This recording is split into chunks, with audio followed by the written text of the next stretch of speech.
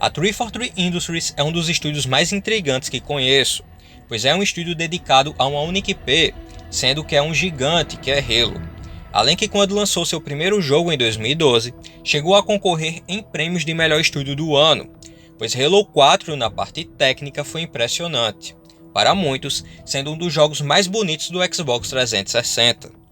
Já Halo 5 em 2015, e já no Xbox One, se destacou por sua boa performance em 60 FPS, tendo essa taxa de quadros em todos os modos, inclusive no seu modo Warzone, modo com 32 jogadores, maiores mapas de multiplayer da franquia e que possuíam até elementos de PvE. Ou seja, conseguir isso em um Xbox One Fat tinha sido um feito notável. Mas na hora de apresentar Halo Infinite, que deveria ser o melhor trabalho do estúdio, e a chance de se redimir de muitas críticas anteriores, e até poder entregar um dos jogos mais grandiosos da franquia, a 343 Industries decepcionou muito ao apresentar a primeira gameplay do jogo com um gráfico bem abaixo do esperado e longe de demonstrar a qualidade técnica do estúdio. Então fala galera, beleza? Eu sou o Jean e bem-vindo à Conexão Game Brasil. No vídeo de hoje, vamos mostrar o iceberg do estúdio de Halo, neste quadro que tem o objetivo de contar a história e curiosidades de grandes estúdios ou jogos do mundo dos games. Então, vamos para o vídeo.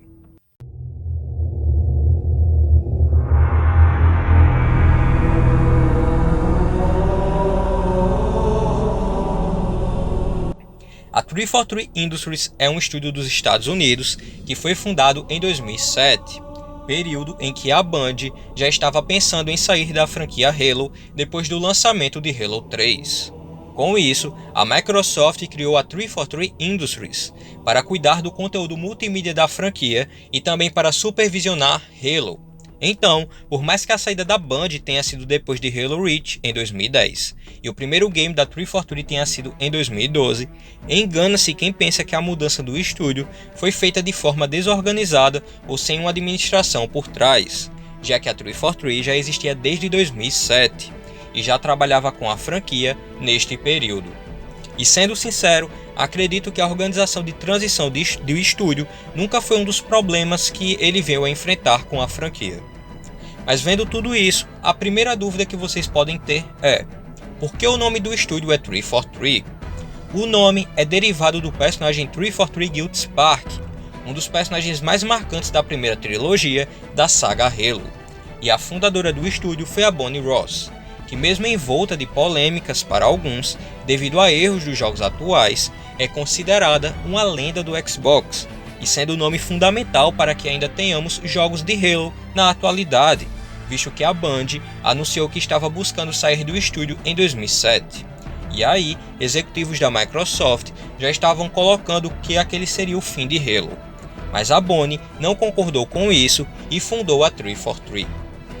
Outro ponto para que ela tenha grande prestígio dentro da Microsoft ou Xbox é que ela já estava na gigante empresa americana desde 1994, quando foi a produtora no lançamento da versão de Windows do NBA Full Court Press.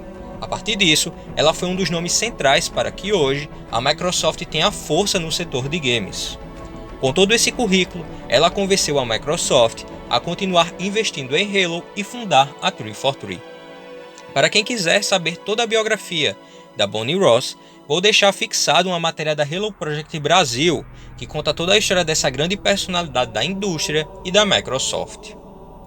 Voltando para a 343, o primeiro grande trabalho da desenvolvedora foi em 2009, quando produziu em conjunto com outros estúdios dedicados o anime Halo Legends, que busca demonstrar que a franquia Halo é multimídia, tendo uma história grandiosa de ficção científica que vai além dos jogos, podendo ser expandida em livros, séries, HQs, filmes e até jogos de outros gêneros.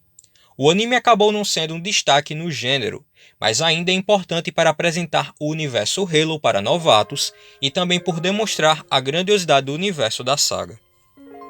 Após isso, o estúdio também fez parte da produção de Halo Combat Evolved Anniversary em 2011, que funcionou como um remaster que, na visão de muitos, até é um remake do primeiro jogo da saga, sendo na época uma comemoração de 10 anos. Alguns fãs reclamam de algumas mudanças de direção de arte, Mesmo assim, achei um bom trabalho e que conseguiu apresentar o game para novatos, também dando a opção de intercalar entre os gráficos antigos e novos. Mas foi só em 2012 que veio o maior desafio do estúdio, que foi desenvolver Halo 4, que por si só seria um trabalho bem árduo, já que daria continuidade à história da saga principal que tinha terminado em 2007. Pois por mais que a Band tenha saído depois de Halo Reach em 2010, o Reach era uma história que acontecia antes do primeiro jogo da saga. Ou seja, seria o retorno do Master Chief depois de quase 5 anos, o que já seria bem importante, pois para quem não sabe, o Chief é o personagem central da saga Halo e virou um símbolo central do Xbox, além que viria com o peso de ser um estúdio que estaria lançando o seu primeiro jogo. E assim, Halo 4 foi lançado. Como dito, no início, o jogo foi surpreendente no quesito técnico, onde mesmo usando o mesmo motor gráfico, tinha avanços visuais notórios, onde para muitos dava até um gostinho de próxima geração. Entretanto, o jogo sofreu polêmicas devido a mudanças criativas, também de level design e de multiplayer, onde é como se a 343 tenha tido a ânsia em colocar logo sua visão no projeto, sendo que primeiro eles deveriam ter que saber aplicar o projeto. Uma das grandes críticas ao multiplayer é que ele tentou seguir tendências da época, principalmente de COD, o que acabou não casando em muitos aspectos da gameplay de Halo.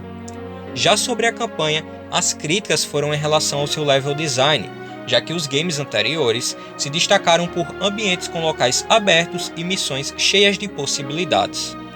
Mesmo assim, Halo 4 ainda conseguiu ter boas avaliações e boas vendas, chegando a arrecadar 220 milhões de dólares durante seu lançamento. E uma grande curiosidade nisso é que Halo 4 em seu lançamento chegou a superar Vingadores e Harry Potter nos Estados Unidos. O valor arrecadado foi maior do que o primeiro dia de bilheteria de Os Vingadores, filme com melhor estreia em 2012, e também do que Harry Potter e as Relíquias da Morte Parte 2, que também tinha sido a melhor estreia de um filme nos Estados Unidos, o que tornou Halo 4 o maior lançamento de um produto de entretenimento do ano até aquele momento nos Estados Unidos, número que depois foi ultrapassado, mas mostrou como Halo era algo extremamente gigante e com uma base de fãs muito grande.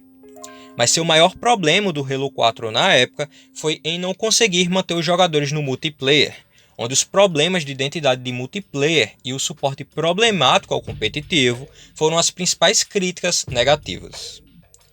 Mesmo com esses problemas, a 343 Industries ainda era visto como um estúdio com potencial, onde a partir daí embarcou para a geração posterior, a do Xbox One, onde o primeiro desafio seria lançar o Halo 2 Anniversary, que seguia a mesma filosofia de remaster do primeiro jogo, e junto com isso, lançar a Halo The Master Chief Collection em 2014, que era a coletânea com os 4 jogos centrais da franquia. Halo 2 Anniversary teve boas análises, e a coletânea em si era uma ótima ideia, já que reunia os 4 jogos centrais e ainda iria trazer um multiplayer com a ideia ousada de trazer modos do multiplayer de cada jogo. Mas algo grave aconteceu, pois os servidores do multiplayer estavam com muitos erros e ficaram quebrados por alguns anos. Mas sem tempo a perder, em 2015, a desenvolvedora já tinha que lançar Halo 5, a sequência da história do Master Chief, que prometia consertar vários erros do jogo anterior. Assim como o 4, o jogo surpreendeu na parte técnica, mas desta vez não pelo gráfico em si, mas sim pela sua performance, que focava nos 60 FPS e com pouquíssimas quedas, sendo que quase que 60 FPS constantes estava bem travado em muitas partes. E isso eles conseguiram mesmo no modo Warzone, com 32 jogadores, sendo os maiores mapas de multiplayer da franquia e com elementos PvE. A gameplay para alguns pode ter sido polêmica por buscar manter modernizações. Entretanto, sinto que houve um bom equilíbrio para manter as bases de um Halo. O principal problema mesmo foi a campanha, que foi considerada muito curta, com o desenvolvimento ruim dos personagens, sendo até inferior ao desenvolvimento de Halo 4 e com um marketing que não correspondeu às expectativas. Ter uma campanha problemática é um aspecto muito negativo, pois a franquia Halo se destacou por ter um público muito grande para seu modo história e outro muito grande para o seu multiplayer, então ele tem que acertar nos dois. Esses erros da 343 demonstram dois problemas bem notáveis. O primeiro é que desde que a Band saiu da franquia, o novo estúdio teve um ritmo de trabalhos extremamente rápidos. Note, em 2011 supervisionaram o lançamento de Halo Combat Evolved. Em 2012 lançaram Halo 4. Em 2014 lançaram a Halo The Master Chief Collection. E em 2015 lançaram Halo 5, onde todos esses projetos tinham algum erro, que foram sendo acumulados ao longo dos anos. Ou seja, engana-se quem pensa que o início do estúdio foi lento. Até acredito que foi rápido demais e até desbalanceado, não dando tempo para que a 343 fosse consertando erros. O segundo ponto tem a ver com o final desse segundo tópico, pois vemos que em cada lançamento, os jogos da 343 tiveram um problema. Os mais notáveis e que podem servir como exemplo são: Halo 4 teve uma campanha promissora, mas falhou no multiplayer.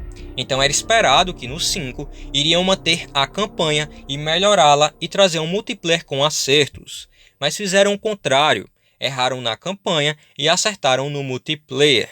Então é como aquela sensação de que o estúdio nunca consegue acertar em todos os quesitos ao mesmo tempo.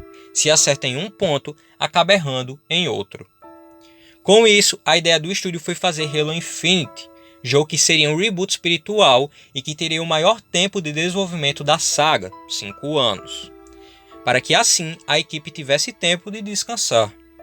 Em 2018 foi mostrado o trailer de engine do jogo, que demonstrava a ideia de um jogo grandioso e com muitas possibilidades, trazendo uma direção artística que iria agradar aos fãs. Ou seja, seria o Halo definitivo da 343, aquele que iria consertar todos os erros, ao entregar uma boa campanha grandiosa e com o DNA da franquia e com um multiplayer coerente que teria um bom tempo de desenvolvimento.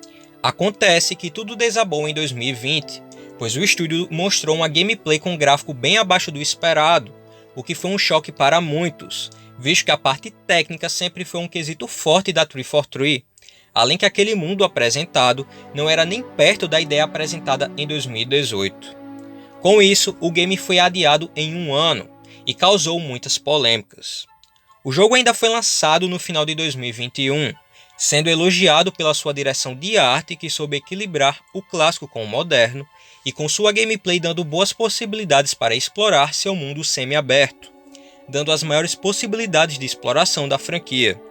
Entretanto, erros também foram notados, como mesmo na versão final, o mundo semi-aberto do game não é o que prometiam em 2018, já que não tivemos um mundo rico com animais ou com várias possibilidades de exploração. Já o multiplayer está com um péssimo fluxo de lançamentos para manter o seu público, por mais que também tenha sido elogiado pela sua gameplay, misturando o clássico com o moderno e não tendo problemas de monetização, pois o Halo 5, apesar de ter um bom multiplayer na minha visão, tinha tido polêmicas de monetização no seu modo Warzone, onde para muitos tinha elementos pay to win. No fim, Halo Infinite passou longe de ter uma recepção para ser considerado o Halo definitivo da 343 Industries, ou também passou longe de ter a consagração do estúdio. É uma sensação estranha, pois o jogo que deveria ter sido a grande reviravolta da franquia e estúdio acabou tendo o resultado oposto. Então, qual seria o grande vilão desse resultado? Muitos apontam que fazer um novo motor gráfico para Halo Infinite, enquanto desenvolvia o jogo, criou uma grande confusão no estúdio e ainda alimentou velhos erros do passado. Para quem não sabe, o desenvolvimento de Halo Infinite contou com um motor gráfico novo e feito pelo próprio estúdio, a Sleep Space Engine, que para muitos acabou sendo um motor gráfico problemático e que atrasou todo o desenvolvimento, não dando espaço para consertar erros antigos. Hoje em dia, Halo Infinite já tem mais de 1 ano, onde não temos previsões de novos conteúdos para a campanha e o multiplayer perdeu vários jogadores e está com um péssimo nível de fluxo de lançamentos, onde às vezes consegue resgatar alguns jogadores, mas volta a perder dias depois, já que não mantém uma frequência. Ou seja, é como se a bola de neve de problemas do estúdio desde 2012 tenha desabado completamente em Halo Infinite. Mas e aí? A grande pergunta que fica é: Halo deve sair da 343 Industries? O estúdio deve ser fechado? Essas são perguntas bem complexas, pois eu sempre disse que apesar dos erros dentro da 343, temos pessoas lá dentro que conhecem Halo, que gostam da franquia, estando lá desde a época da Band ou desde 2009, onde no próprio Halo Infinite provaram que sabem fazer a direção artística da franquia que as pessoas gostaram ou se apaixonaram. O que falta na 343 é uma boa administração para gerenciar esse pessoal e para trabalhar com o tempo para consertar erros antigos. Eu, por exemplo, acho bem mais fácil achar uma boa administração para um time já pronto do que dar Halo para outro estúdio que nunca conheceu ou que trabalhou com a franquia, o que poderia gerar um tempo maior de desenvolvimento e até pode entregar bem mais problemas, né? Porque se você entregar Halo para outro estúdio que nunca trabalhou com essa franquia, isso pode gerar mais problemas. Ou seja, acredito que Halo ainda pode ficar na 343, mas com muitas mudanças extremamente fortes acontecendo no estúdio. Algumas mudanças já estão acontecendo, onde por problemas pessoais, a Bonnie Ross acabou saindo do estúdio e dando espaço para o Pierre Hintze, que agora vai comandar o estúdio. E também nós tivemos a saída do Frank O'Connor, diretor criativo, que vinha desde a época da Band, onde lá ele era gerente de conteúdo, sendo um dos funcionários mais antigos da 343. Essas saídas ou demissões ainda são nebulosas, visto que outros grandes veteranos já saíram, como Joseph Staten, que também era uma lenda desde a época clássica. Então, as pessoas se perguntam, será que isso é um indício que o estúdio está sendo fechado e que a Microsoft perdeu a paciência? Eu ainda acredito que tudo isso faz parte de uma reestruturação, visto que um caminho mais fácil e rápido é trazer uma boa administração para a 343. E a própria Microsoft não irá desistir de uma franquia que já gerou 10 bilhões de dólares e gerou também mais de 80 milhões de unidades vendidas. Mas é também por esses números que a atual situação de Halo Infinite é inaceitável e deve logo ser mudada. Também existem debates se o motor gráfico deve ser mudado, como por exemplo para Unreal Engine 4 ou a Unreal Engine 5. Mas esse ponto não é simples, pois o motor gráfico não é só para a parte visual, mas sim para a física da gameplay. Então pode ser que a Unreal Engine não simule completamente a gameplay de Halo, já que podem existir ali comandos de gameplay que só existem nos motores gráficos proprietários da franquia. Ou seja, é um ponto complexo que deve ser visto por uma nova administração, pois uma mudança de motor gráfico para Unreal Engine pode acabar mudando a gameplay da franquia, e é uma gameplay clássica e característica de Halo, que não pode ser mudada em alguns aspectos, pelo menos na minha visão. Mas é isso aí, galera. Esse foi o vídeo de hoje. Essa foi a história da 343 Industries. E esse foi o iceberg. Acredito que esse foi o iceberg mais longo aqui do canal, pois eu sou muito fã de Halo, também faço vídeos na Halo Project Brasil, recomendo também para vocês, e eu acompanho de perto a história da 343 Industries, e por mais que esse vídeo tenha ficado longo, a história da 343 é ainda mais longa. Mas fiquem ligados aqui no canal, não esqueçam de curtir, compartilhar, e valeu!